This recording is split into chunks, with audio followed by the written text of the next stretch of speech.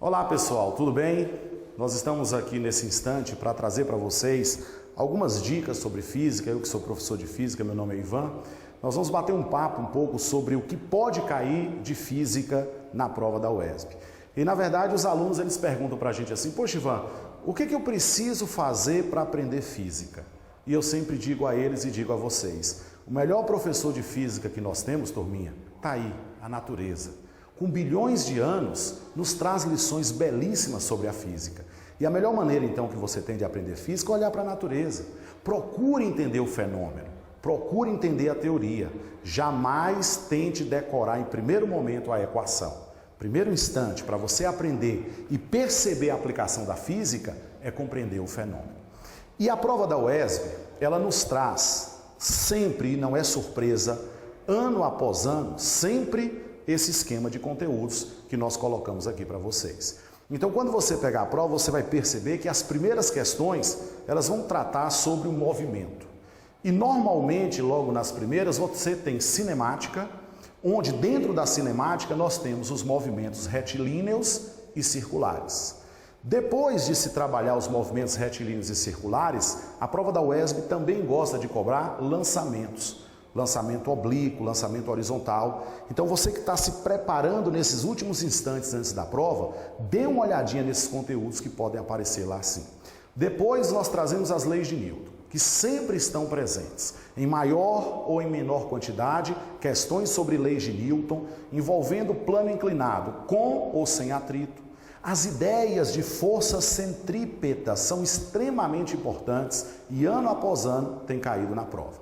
Depois que a gente traz as leis de Newton na prova da UESB, nós temos uma parte muito específica que também tem aparecido sempre, que são os conteúdos relacionados à energia e quantidade de movimento. Então você que vai estudar um pouco sobre isso aí, dê uma olhadinha na energia mecânica, energia cinética, energia potencial gravitacional, lembre essas equações, compreenda o fenômeno por trás do conceito de energia e quantidade de movimento que pode cair. Trouxemos aqui destacado um outro assunto que no ano passado trouxe duas questões na prova da UESB: hidrostática. Compreender a lei de Pascal, compreender as ideias sobre empuxo, o conceito de pressão, são extremamente importantes. E aí, saindo da mecânica, nós entramos na parte que a física chama de física térmica. Nós temos a parte de calor. E a UESB tem cobrado todo ano questões sobre termodinâmica. Ano passado, ela cobrou uma questão de primeira lei e outra de segunda lei da termodinâmica. Então, vale a pena você dar uma estudada na primeira e segunda lei da termodinâmica. Questões sobre dilatação térmica, extremamente importante. Calorimetria, lembrar que o calor pode ser sensível ou latente. Rever esse conteúdo, porque pode estar na sua prova. Como você está percebendo, eu estou falando sobre vários assuntos, mas tem mais, porque a prova da UESB ela é assim, ela passeia por vários conteúdos da física. E aí tem questões de ótica, que normalmente são duas. Uma sobre reflexão, associada a espelhos côncavos, convexos, a refração da luz. Dê uma olhadinha, turma, na lei de Snell-Descartes, pode cair na sua prova também. Na sequência, finalizando a prova, nós temos a parte de eletricidade, que normalmente é o grande temor do aluno. O aluno fala assim: poxa, eu tenho muita dificuldade de aprender eletricidade. Não é difícil, turma, basta você exercitar. Faça isso nesses dias que estão antecedendo a prova. Dê uma olhadinha em circuitos elétricos, as leis de Ohm e, principalmente, finalizando a prova, eletromagnetismo. Conceito de campo magnético, de força magnética e principalmente indução. Certamente estes conteúdos que aqui nós trouxemos e abordamos vão ser os grandes pilares da sua avaliação. Estes conteúdos que aqui se encontram são as diretrizes que nós trazemos para você estudar nesses dias aí que antecedem a prova. E aí, como um brinde para você que está aí nos assistindo hoje, nós trouxemos uma questãozinha para discutir, pois estamos acreditando que sobre hidrostática esse ano vai cair uma questão sobre empuxo. E trouxemos uma aplicação hoje sobre o problema do iceberg. Um iceberg, aquele imenso bloco de gelo, extremamente pesado, como é que ele consegue flutuar? E aqui nós trouxemos um esboço mostrando que sobre esse pedaço de gelo atuam duas forças. Uma é o peso do gelo apontado para baixo. E a outra força é a força que a água exerce sobre o gelo, empurrando-o para cima. Essa força nós chamamos de empuxo. Prestem atenção para a provinha da UESB esse conceito de empuxo, onde essa força está presente em todos os fluidos aplicando sobre os corpos nela imersos. Quando você vai na piscina, turminha, tomar um banho, a força que a água exerce sobre você, equilibrando o seu peso, é o que nós chamamos de empuxo. Trouxemos então aqui duas informações para resolver a nossa questão. Estamos informando, você não precisa decorar, a questão vai dar isso para você, que a densidade do gelo é 0,9 grama por centímetro cúbico. E a densidade da água, 1 grama por centímetro cúbico. É claro que a densidade da água salgada é um pouco diferente, mas eu coloquei esse valor para facilitar a nossa conta. E aí, como o iceberg está parado, ele está em repouso, nós podemos dizer que ele está em equilíbrio, ou seja, a resultante das forças que atuam nele é zero. E aí, dessa maneira, o peso é numericamente igual ao empuxo. Para que a resultante das forças seja zero, peso é igual a empuxo. E aí a gente vê, qual é a equação do peso? Peso, acredito que todos vocês aí acabam se lembrando, que peso é massa vezes gravidade. Então nós temos aqui massa do gelo vezes gravidade. E a equação do empuxo, para você memorizar, empuxo é de Virges. Olha aí, turminha, ó, pega essa dica aí. Empuxo é de Virges. E o que significa? D é a densidade do fluido. Qual é o fluido que nós estamos trabalhando aqui? É a água. V é o volume imerso dentro d'água. E G é a gravidade. Quando eu chego aqui, corto a gravidade com a gravidade some. Só que tem uma informação importante. Qual é a massa do gelo? Aí eu vou usar uma equação que você sempre vai precisar na sua prova, seja de física ou seja de química. Densidade é massa sobre volume. Você aí que está nos assistindo, você também pode memorizar. Olha como é fácil, a turminha vai gostar dessa. Deu Mengão sobre o Vasco. Olha como é fácil. E aí quando eu trago o volume para cá, turma, a massa fica densidade vezes volume. Então eu vejo, quem é a massa do gelo, como a gente viu lá no Deu Mengão sobre o Vasco? Densidade do gelo vezes o volume total. A gravidade foi embora, eu cortei, ó, a gravidade foi embora. Então, se eu cortei, eu vou até apagar ela aqui. Aí sobrou densidade do fluido, a densidade da água, o volume imerso fica. Mas quem é a densidade do gelo? A questão deu 0,9. Repito o volume total. Quem é a densidade da água? A questão deu 1 vezes o volume imerso. Então, finalizando o nosso raciocínio dessa questão de empuxo em hidrostática, assunto sempre cobrado da prova, o volume imerso, então, é 0,9 do volume total, ou seja, 90% do volume total. Então, no iceberg, ele faz com que os navios choquem-se contra eles, exatamente por isso, porque 90% do seu volume está dentro d'água. E foi por isso que o iceberg derrubou o Titanic. Ok, turma? Então essas são as nossas dicas para que você faça uma boa prova de física e consiga um excelente resultado no vestibular da UESB. Aquele abraço, estamos com vocês.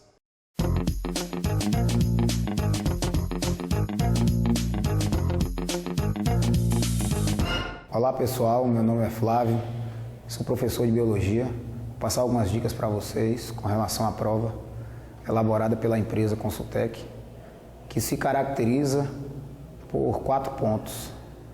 O primeiro ponto se refere ao conteúdo citologia, assim como origem da vida. O segundo ponto dessa prova é caracterizado por questões relacionadas à evolução, bem como genética. E o terceiro ponto dessa prova relaciona-se ao conteúdo fisiologia humana, botânica e zoologia. E a prova, ela se encerra com o conteúdo ecologia.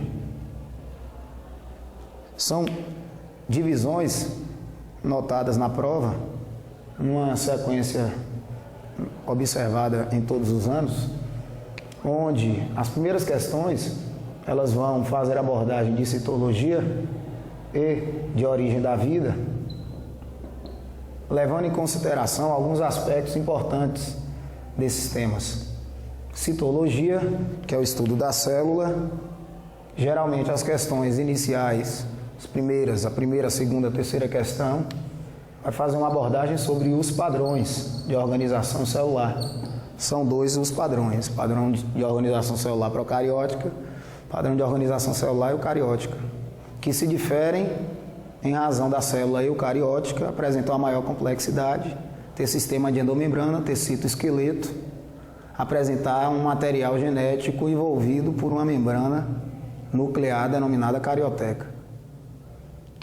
Na sequência dessas questões de citologia, a gente nota a presença do conteúdo bioenergética. Bioenergética seria os processos que acontecem na célula para a utilização de energia, assim como para a produção de energia. Um dos processos que eu destaco é o processo de fotossíntese. Processo de fotossíntese que é anabólico, produtor de matéria orgânica, liberador de oxigênio. Um outro conteúdo importante é o conteúdo de divisão celular, onde as células elas geram outras num processo que pode ser chamado de mitose ou de meiose, e esses processos eles acontecem apenas com células eucarióticas. O processo de mitose ele é caracterizado por gerar células que têm a mesma quantidade de material genético, enquanto a meiose origina células que apresentam uma quantidade de material genético que se encontra pela metade. Já com relação à origem da vida, é importante lembrar sobre os experimentos que já foram feitos relacionados à descoberta de como a vida teria surgido, e o experimento de Pasteur é o experimento que mais se destaca. O experimento de Pasteur é o experimento que pôs fim à discussão da biogênese e biogênese, onde imperou biogênese, os seres eles acabam sendo gerados a partir do processo de reprodução. Fato que foi questionado por Pasteur, em razão de Pasteur defender a ideia de que os seres surgiam por reprodução e, na época, acreditar que os seres eles poderiam gerar espontaneamente, que é denominado de hipótese abiogênica. Uma hipótese considerada hoje falsa, graças a Pasteur. O experimento dele é muito utilizado em provas. Assim como o conhecimento sobre a Terra e os seres primitivos. A Terra e os seres primitivos apresentam características. A Terra, há 4,5 bilhões de anos, era diferente do que é hoje.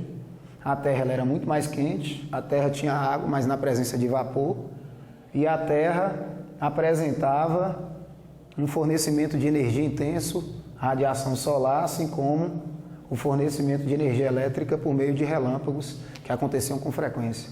Os primeiros seres, eles não podem ser esquecidos porque as primeiras formas de vida nos explicam qual foi o caminho que a vida ela teve.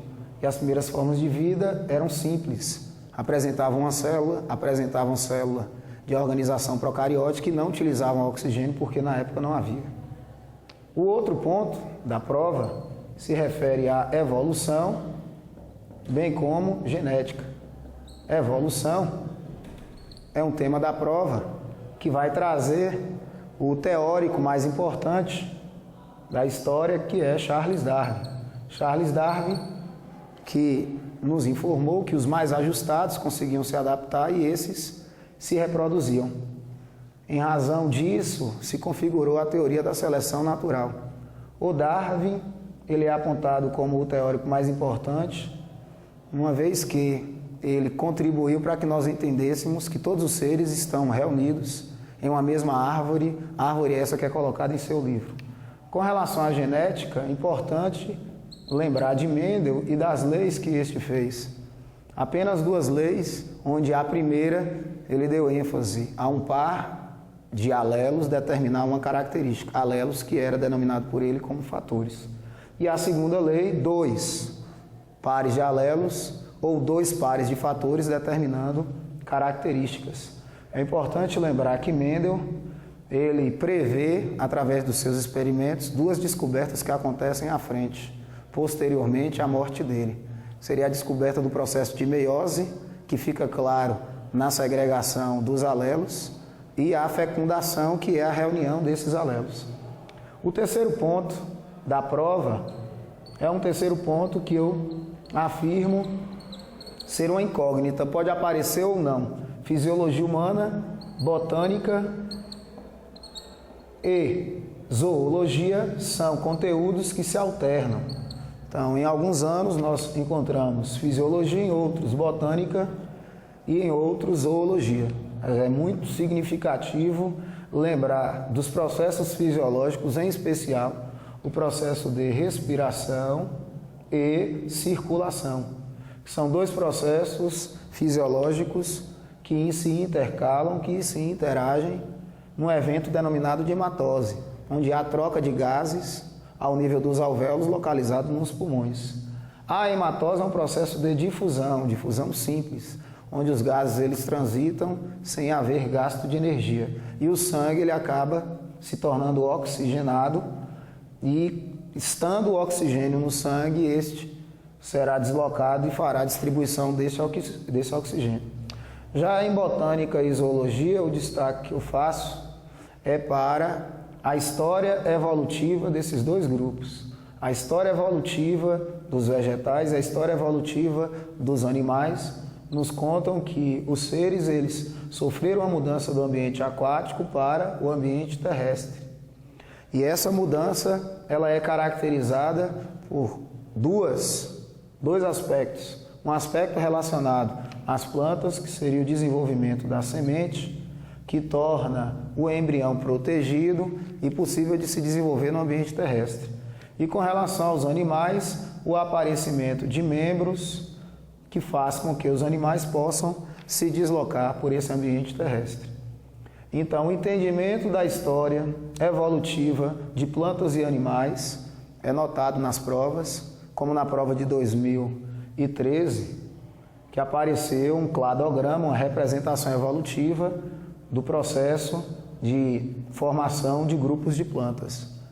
E por último, é bom que fiquem atentos com relação à ecologia, porque é um tema que nunca deixou de aparecer nas provas elaboradas pela empresa Consultec, provas estas que são aplicadas na UESB.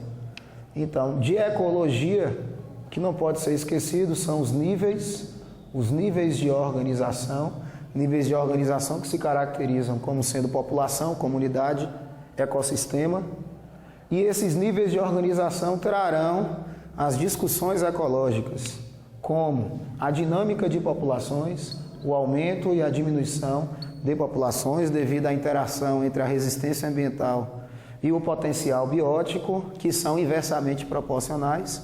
Quando um aumenta, o outro diminui. Assim como os ciclos biogeoquímicos, ciclos que acontecem da matéria, o retorno da matéria, e a cadeia alimentar, onde ocorre uma passagem de matéria, assim como de energia que, diga-se de passagem, na cadeia alimentar decresce em razão dela ser perdida. E aqui também eu destacaria as relações existentes entre os seres, relações que vão gerar questões relacionadas a doenças que são promovidas por algum parasita. A relação de parasitismo é sempre presente nas provas, e eu lembraria uma doença que foi muito veiculada durante esse ano, que é a doença denominada de botulismo, ocasionada por uma bactéria, portanto, uma bactéria parasita, doença que caracteriza-se por ter a provocação de alterações no sistema nervoso, podendo levar à morte o indivíduo que faça a ingestão de alimentos enlatados que contenham a bactéria ocasionadora do botulismo. Para finalizar, eu lembraria que a ecologia é a parte da prova que abarcará discussões sobre poluição. Poluição derivada do impacto provocado pelo ser humano no ambiente, pelo uso dos recursos naturais feito pelos seres humanos. Então a poluição ela é caracterizada por verificarmos o excesso o excesso de resíduos no ambiente. Excesso esse encontrado na água e encontrado no ar principalmente. Então, boa sorte a todos.